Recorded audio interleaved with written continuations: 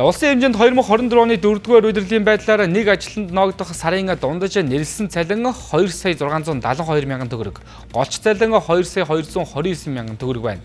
За 2024 оны 4-р улиралд уул уурхай олборлолтын салбарт ажиллагчдын цалин хамгийн их буюу 5.4 сая төгрөг болж улсын дунджаас 2 дахин өндөр байна.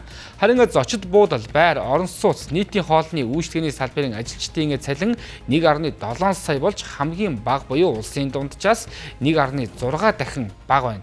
Харин багада 2.5 саяын цалинтай маш олон ажлын байр зарын нэгдсэн сайтад зарлагдж байгаа ч боловсон хүчин олдохгүй байгааг салбарынхан онцолсон байна. Зангацгийн мэн сайтад 2025 оны 2 дугаар сарын байдлаар машин механизмын оператор, нэгтлэн бодогч, борлуулалтын менежер, инженер техникийн ажилтан, хүний нөөцийн менежер гэсэн мэргэжлүүд хамгийн эргэлттэй байна.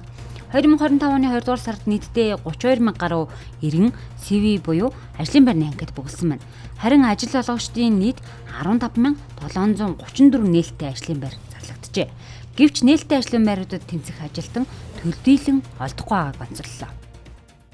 Уул нь ажлын байр нь их байх тусам ажилгүйдэл багасдаг тийм үзүүлэлт байдаг. Яг тэгвэл бүх боломжтой хүмүүс ч ажилд оролдсон шүү дээ. Гэтэл Монголд ажлын байр нь их болоод байдаг. Нөгөө л ажилтгүй хүмүүсийн тоон ч ерөөсө буурахгүй ихс хандлага байгаад байдаг. Энэ маань уур чадвар нь л одоо голгодод байгаа гэсэн үг л дээ. Мөн бас цалин өснөө асуудал бас яригдж байгаа тий. Цалингийн статистик бол дунджаар 2 сая 400 500 хавцаа ингээд тогтмол ингээд яваад байгаа.